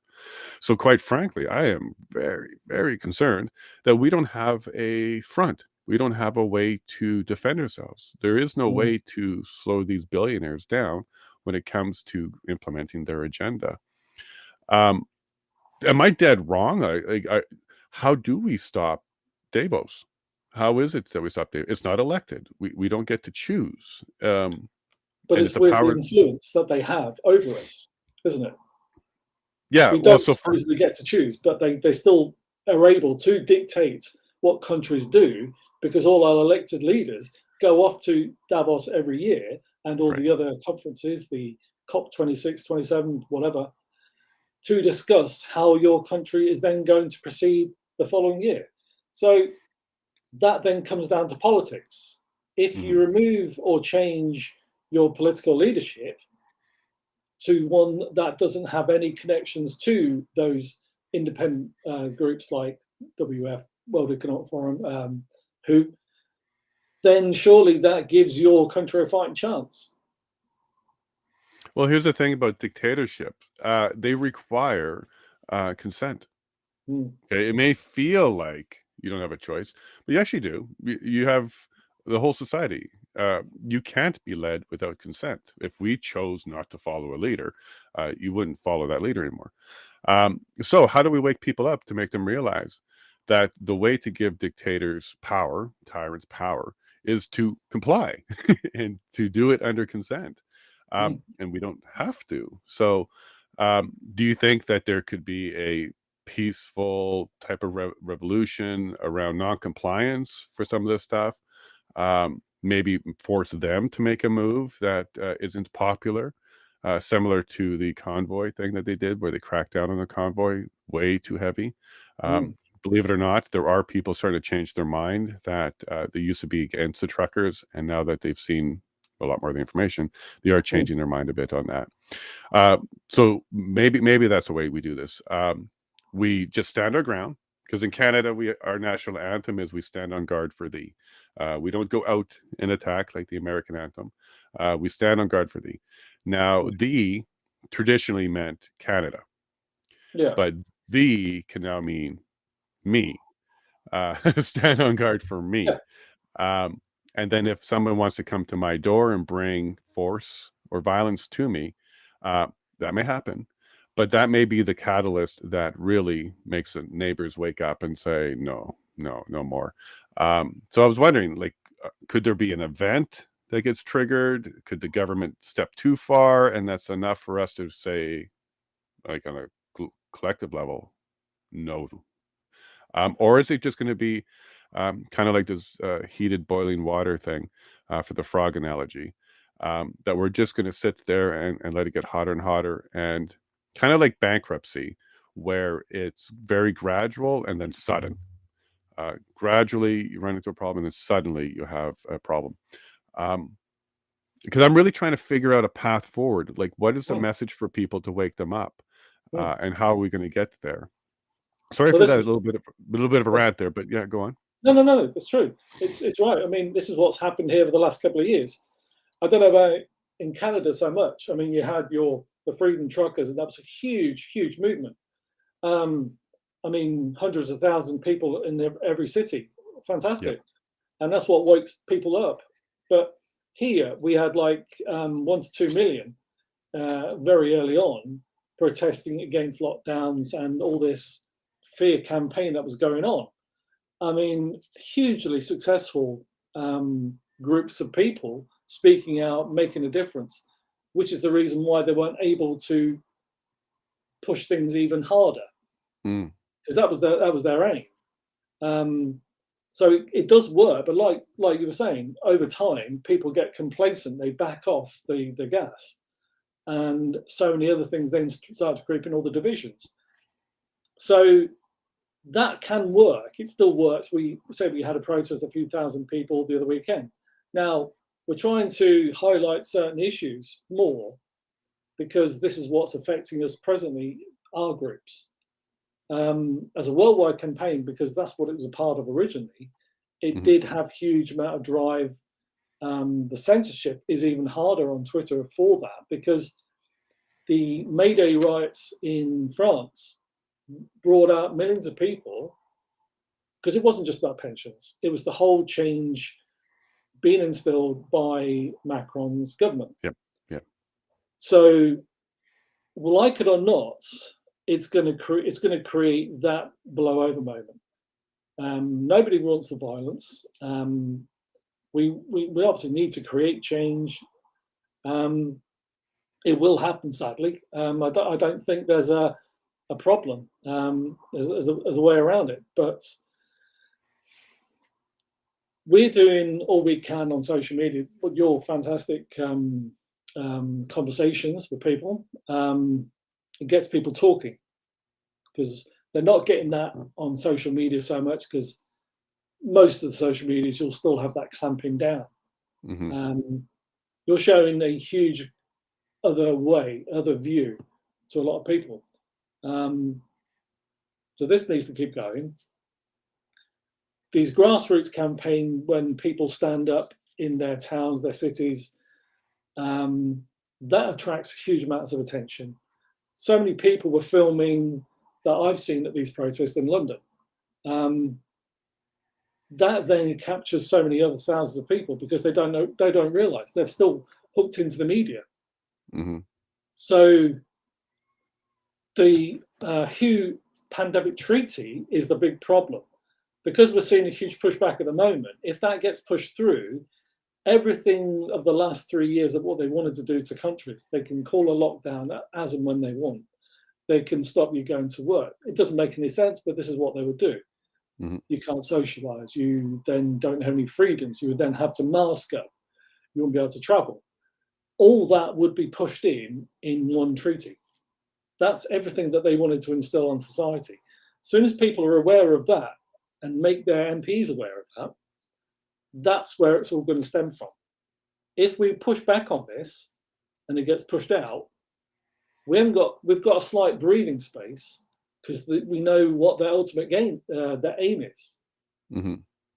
So people can get behind their MPs, their independents, whoever they are, to speak out in their parliaments. I think that's where it's going to come from initially, whether that's you writing personally your emails, visiting these clinics, these sessions that they hold to find out what their constituents are calling for.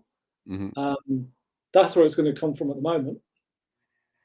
No, education is definitely a path forward for this. And we're going to, I think, educate a group of people who will be open-minded enough to take in the information and then make a good decision. But we're also going to be providing this information to people who don't care. They're totally fine with that. They're like, yeah, okay, that's what they're doing. They're just doing it for our best interest, and I'm fine with that. And that's a large section.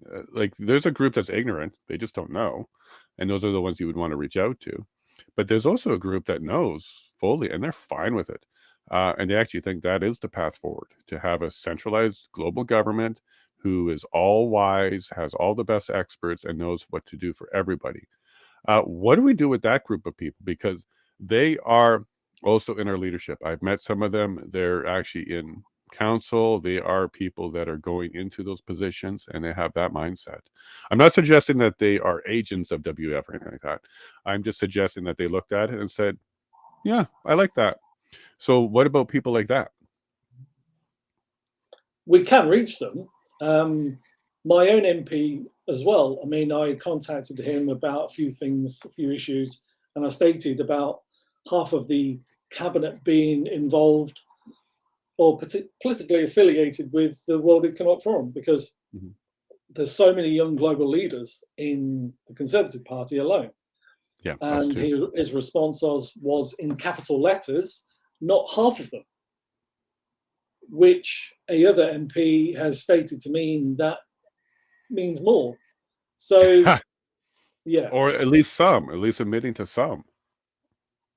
I'd say more because of the pushback that he's had against being supported over his drive to fight for freedoms. Well, basically anything like over the vaccine harms, excess deaths weekly. He can't get the government to accept it, to budge on that, actually accepting that it's happening. These are official government figures. We're losing 2,000 to 3,000 excess people every week. Now, that's over and above what normally die. But then there's no, it's like going back to what you were saying earlier, dying suddenly. It's not being investigated enough. At least allow the question to be asked as to why. We had new childhood vaccines being launched here again next month. Now, for babies from, I think, 9 months onwards. The vaccine? The vaccine, again. Oh, wow. We had it before Christmas. They said that they were removing it after. So this is the power of people. If there's enough people pushing back through your MP, all these things, they do end up having to listen because they want to be elected again. Right. So if you do make your voice heard, they can't then drive it through. So they tried again start this year, that got pushed back, and now they've launched it again for June. So, but this, what they're saying is that although the vaccines have been removed for the bulk of the population, they're still saying they're available for those who are immunocompromised or at risk. Yeah. But they've now classed all children as being at risk. Even though. Just by being children. Just by being children. Oh, wow. So, oh, wow. That's scary. It's very scary. And I saw a vaccine clinic here locally to me. I never knew it existed. It's in a city nearby to me. And I just thought, oh my God, because I thought they closed them all down. But this is the same up and down the country. These people do still exist because they're preying on that people's fear for what they're seeing on the narrative. They're still seeing that it's safe and effective, which Mark Stein is standing behind quite resolutely to say, I won't, which is why he's now in court with Dr. Naomi Wolf, because he basically wouldn't say this disclaimer after his show of having somebody on revealing this information about harms. He's now having to fight that in court against Ofcom, because Ofcom are the regulator, funded by the government, so there's no impartiality there. So it's these organisations we have to attack, we have to hit, but we can do, because we've shown that with public drive for change, it can bring results. Well, maybe the good news is we don't have to change many minds because a lot of minds are already made. They're just very silent. So the silent majority is a term we hear a lot. So maybe we don't have to go around convincing people and educating people. We just need to encourage people and give them the confidence to come forward. We do have a couple of questions here before we wrap up. Yeah, sure. So I want to get to them. So Paula is asking, in the UK, Wayne, is there still a push for boosters? Yeah, so anybody who's now at risk, they do obviously still recommend it. They've signed a deal with Moderna for $1 billion to last them for the next 10 years, because they've just built a new factory here. So it's an existing problem. They're pushing ahead with giving vaccines in the NHS for all childhood vaccines to be switched over to mRNA. So it's not the flu or whatever else that they were originally trying to push on you. They still want the technology in you. That's the problem. So it's more harmful for kids. So right now they're really targeting the youth right now and the immune compromised people, but they're not doing a mass push for everybody. They're not doing the get your free hamburger when you go and get the booster stuff. You still see the odd little poster, don't forget your vaccine booster. I've seen a few of those, but yes, they're being a lot more subtle, but that's only because I think all these other things are hitting at the moment.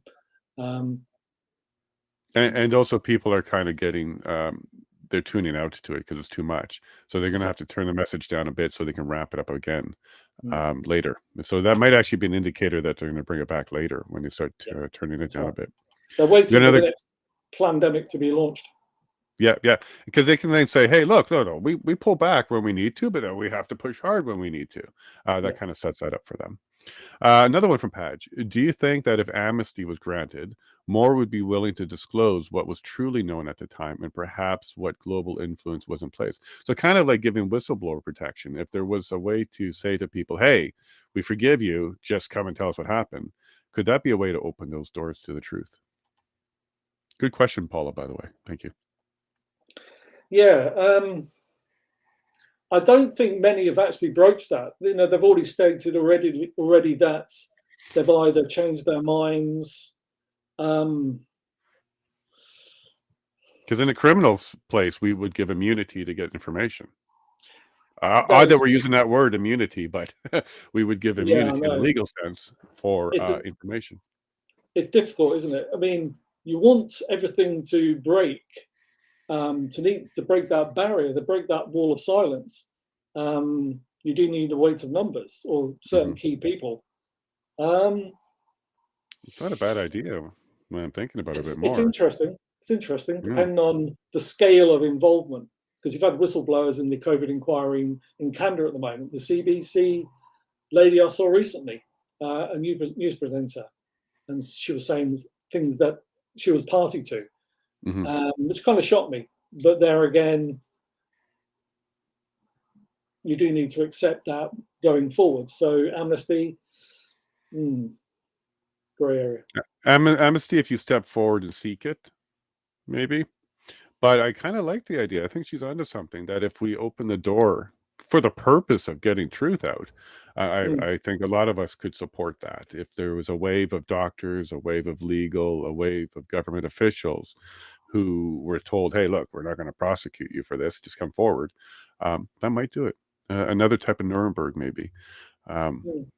not sure. We've had And then one, FD speaking out already, so it can make a difference. yeah, and then Paula had one more question because this happened here in Canada and the States as well. Are there any employment restrictions tied to vaccination? No, there was originally in the NHS. It did remain that anybody, even you, towards the end of last year, seeking employment in the NHS would have to be vaccinated, but they've now removed that as well. So it's definitely a plus. But then it's all down to the WHO treaty, isn't it?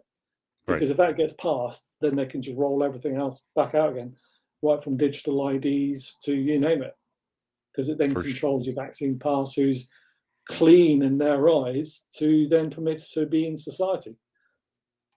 Yeah, it's going to be interesting how we handle the doctors who lied to us or push things on us. Are they going to identify themselves as vaccine pro, and so we can go find a different doctor? Like, this is all confusing to me on how this is going to roll out. Because healthcare is one issue that you really can't be self-sufficient on. You can Mm, take care of yourself to an extent, but there becomes a point in healthcare where you can't really be solo on that. You will need the experts at some point. Um, mm, so as a homesteader, we homeschool, we're doing a whole bunch of stuff at home, but we can't do home heart surgery. that's right. So, right. So there's a definite need. There will always be a need for a healthcare system that we can trust and use. And I'm going to give you the final thoughts here, Wayne, because we're going to wrap up here. Um, what do you want to let people leave this with? And what is the call to action to anybody who's listening? What should we be encouraging people to do? Well, we've tried the protest angle, and we will continue that. And I think worldwide, if you are a part of a grassroots campaign, it will get bigger and bigger as time goes on. The more people you attract, the more people you reach. But to concentrate on that independent MP, or who's probably more accepting of a other view, they don't need to be fully a part of what you believe in, but as long as they're willing to listen, because shutting down dissent helps no one. Hmm. Um, those campaigns of leaflets, letters, emails, it can make a difference.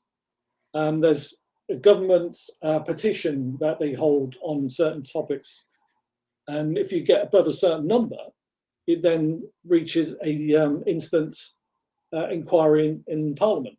I'm not too sure if Ghana does a similar thing but it's very good for a basic hearing to be had. And once you reach a certain number, you then get to discussed in Parliament. Mhm. So it then becomes real to their eyes. Well, So, I was gonna say we were trying to do something with the National Citizens Inquiry, pushing this topic. It's going to be interesting to see what can come out of that. We got some information, but it was not. It doesn't have any teeth, no subpoena power, no prosecution power. It was a citizens inquiry, so I think that's a nice start in Canada here. And I think what the call to action is open your ears, open your eyes, open your mind, open your heart. You'll find the truth, and then you'll want to stand up, because there's just simply no other option once you understand what's really going on, other than to get up and speak. So, Wayne, thank you so much for making it in today. Thank you for dealing with your technical issues. We now understand that Safari is a no-go when it comes to these streams. So thank you. You've helped somebody else in the future with that one. I'll make sure that they thank you, know. Jason. Yeah, thank you, Yeah. to Paul as well, because you put some best wishes and thoughts there. Oh, So yeah. Here we go. Yes. each person giving those thoughts can make a huge difference to others, whether they injured or some other way affected by the whole thing that's gone on. So thank you. Yeah, no, thank you too. This is what we need to keep doing. Canadians, all people all over the world, let's get together, let's talk, let's chat. Don't be afraid. Doesn't matter if YouTube kills this or not. We'll continue to do videos like this. And then Tammy has one final saying. Great stream. Have a wonderful day, everyone. Tammy is a wonderful soul. So getting a little bit of love from her is going to go straight to your heart to bud. Wayne, thank you so much. Very impressed that you're still fighting so hard, and it does seem like you found a way to keep yourself feeling a little bit better throughout the day. You may have your down days, but it sounds like you're doing very well with that. So God bless you, Wayne. Thank you so much for being here with us today, and I can't wait to talk to you again. Thank you, Jason. Anytime, mate. Thank you. Take care. Thank you. Well, folks, that's Wayne. His mom, him, his government, his media, his neighbors. But he's still fighting. He's standing up fighting. He suffered an injury. It's not even questioned that he has one, but he is still here. He's still strong. He's still getting his message out, and he is such an inspiration. Thank you, everybody, for joining me today. This was another one of those episodes. Please do subscribe now. Thank you, Ali. If you haven't done so, and also give us a like. It helps a little bit to get this message out. So you all take care. Make sure you hug your loved ones. Even if you're mad at them for something, let's get over that. And let's remember that they want us to separate and divide on a family level. So let's just not do that. Hug the ones you love. And remember, as always, God bless.